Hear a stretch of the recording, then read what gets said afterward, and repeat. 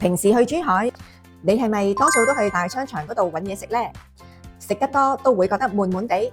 今日帶大家去一啲地道餐廳嗰度食宵夜，嗰度有10蚊一串非常之高質素嘅燒雞翼，98蚊大盤，落足料即叫即整嘅烤魚，大鍋嘅砂鍋粥，仲有好食到唔停得口嘅長沙臭豆腐。想做老鼠仔，跟我一齊去揾好嘢食嘅朋友仔，快啲去片啊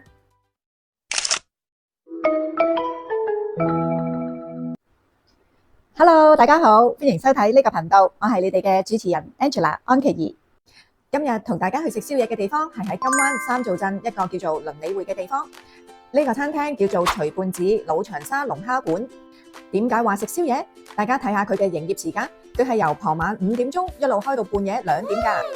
如果大家星期五晚放工之後揸車過嚟珠海，嚟到之後飲下啤酒，食下宵夜，飲飽食醉之後先至返去酒店瞓一覺，咁樣嘅星期五應該都可以話係一個真真正正嘅 Happy Friday。呢個餐廳旁邊就有一個露天停車場，如果喺度食嘢埋單嘅時候問店員掃一個二維碼就可以免費泊車3個鐘，又或者可以泊喺地庫停車場，泊車係免費㗎。大家認住2號電梯出口呢個位置。出咗 lift 之後，沿住呢條路一路向前行，大約行200米之後，就會見到前面有一啲帳篷，嗰間就係今日介紹嘅鋪頭。其實呢個地方一到5點鐘之後就變咗一條食街，周邊全部都係呢一啲食晚飯宵夜嘅小鋪頭。我自己就覺得非常之有特色。我亦都試咗另外一啲鋪頭，有機會嘅話，我會再拍片同大家介紹一下。講返今日嘅主角呢一間餐廳，其實佢有室內同埋室外嘅座位。室內部分其實大約得3張台，同埋係佢哋準備食物嘅地方。我自己就覺得好似有啲局促嘅感覺。相反，室外部分我自己就覺得通風啲，同埋比較有風味。最初我都有啲擔心呢個天氣坐室外會唔會好辛苦，但係因為佢近海邊，我去嗰日竟然仲有啲風，所以整體感覺比我預期中好好多。我自己好中意食串燒，呢度嘅串燒種類非常之多，我數過佢淨係串燒已經有37款。種類多只係一個 bonus， 對我嚟講最重要嘅就係嗰個食物質素。呢度嘅串燒全部都係落單之後，師傅即刻攞去炭爐嗰度烤。呢位師傅嘅功力相當之深厚。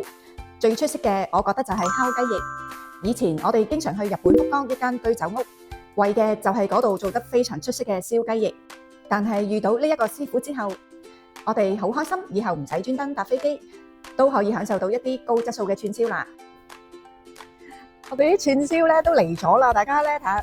雖然佢呢間鋪頭咧，佢似個大排檔咁樣咧，即係食嘅格局就唔係話即係令人眼前一亮嘅，但係咧佢啲食物絕對係令人眼前一亮啊！我覺得你睇下佢燒到咧係啲雞翼咧係脆皮㗎，係好乾身咧，好香啊！你睇下啲雞軟骨咧，仲有啲葱花喺面咧，好有誠意，個賣相咧係一流啊，係好香嘅啲串燒，仲有底下咧有啲韭菜啊！食串燒咧〜燒韭菜係都話我其中一個至愛咧，因為你睇下一條韭菜咧，佢一串係有6條咧，你睇下啲韭菜個框係咁幼咧，佢嘥幾多人工時間去幫你慢慢穿咧，同埋要烤得好靚又唔燶咧，所以我要趁熱食咗先，唔好講咁多。呢個雞軟骨啊，好好食嘅呢個雞軟骨，哇，佢卜卜咁好熱啊！因為我自己都中意去呢啲大排檔咁樣嘅店鋪嗰度食串燒咧，我覺得串燒係新鮮即刻現整咧，比起好多連鎖店佢已經係整好跟住再翻熱俾你咧，係爭好遠㗎嗰個味道，好好食啊！呢個串燒，跟住試埋嗰個雞翼先，好好味啊！一定要嚟啊！真係我覺得又抵食，呢度十蚊一串，雞軟骨都係10蚊一串，係嘛？好平啊！總之，哇，好熱啊！係咪都煙啊？好多煙，好味嗰雞翼。冇生活，食都停唔到啊！嗰個雞翼咧，好好味啊！哇，個皮佢卜卜新鮮啊，真係好好味呢個。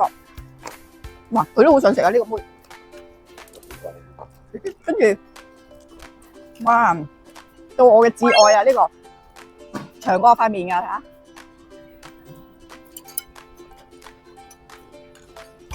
燒韭菜咧係好好味㗎，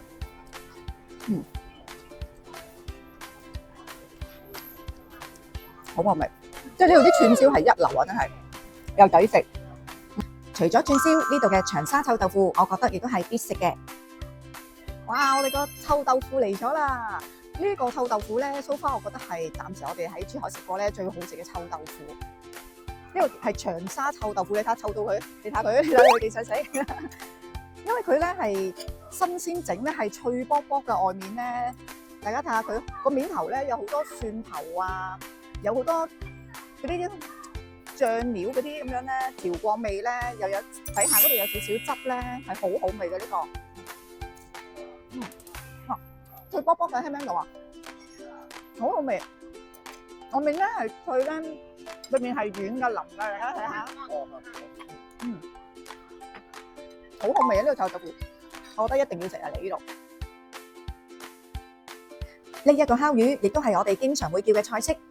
你哋睇下，98蚊一盤大大盤，佢哋用嘅係鱸魚，配菜方面非常之精彩，裡面有好多青瓜、蓮藕、芽菜，仲有薯仔同埋豆皮，咁豐富嘅用料，咁樣嘅價錢，多數都要喺街坊小店先至可以享用到。你哋睇下，佢條魚都係首先擺喺炭爐嗰度烤㗎，烤完之後先至落配料，然後再一齊攞去煮，所以食嘅時候會有一種炭火嘅香味。呢啲味道係一般連鎖店俾唔到你㗎。煮好咗之後，嗰個賣相真係非常之吸引。最初我哋見到佢個湯底係血紅色，真係好驚，以為好辣，咁就瀨嘢啦。因為我哋落單嘅時候講明唔要辣，食落去嘅時候發現佢只係有非常非常之輕微嘅辣味。呢啲辣我哋絕對可以接受到。我對呢個烤魚嘅結論只有4個字，就係好味同埋野味。呢度嘅特色菜真係包羅萬有。例如佢呢度嘅砂鍋粥亦都好受歡迎，仲有牛雜煲、雞煲，連南龍蝦都有。咁樣仲唔止，飲酒當然要有啲助酒小食，例如椒鹽鴨下巴、特色涼菜，又或者粥粉麵飯，真係應有盡有。如果你同我都一樣，有時去大商場去得悶悶地，想感受一下地道嘅氣氛嘅話，我覺得鄰里匯呢一條食街絕對可以滿足到你。無論一家大細定係3、5知己，應該都可以度過一個愉快嘅晚上。今日嘅分享就嚟到呢度，有興趣想了解或者分享更多大灣區貼地生活嘅朋友仔，可以掃畫面上面嘅微信二維碼聯絡我。我哋下期再見，拜拜。